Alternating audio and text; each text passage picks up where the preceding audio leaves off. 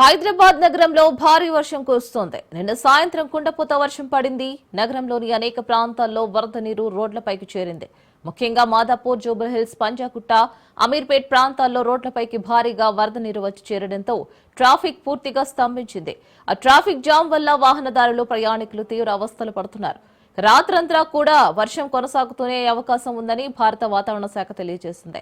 ఈ నేపథ్యంలో జీహెచ్ఎంసీ పరిధిలోని కొన్ని ప్రాంతాలకు ఆరెంజ్ అలర్ట్ హెచ్చరికలు జారీ చేసింది.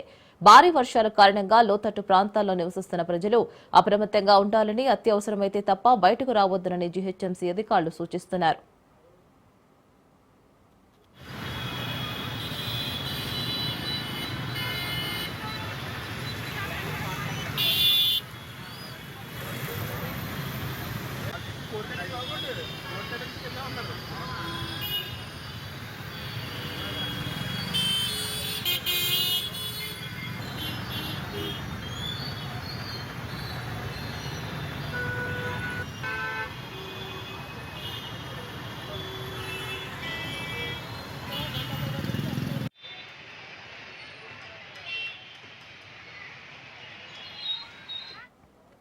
అయితే లోతట్టు ప్రాంతాల్లో నివసించే ప్రజలు ముందస్తుగా సురక్షిత ప్రాంతాలకు తరలి వెళ్లాలని జీహెచ్ఎంసీ అధికారులు తెలిపారు.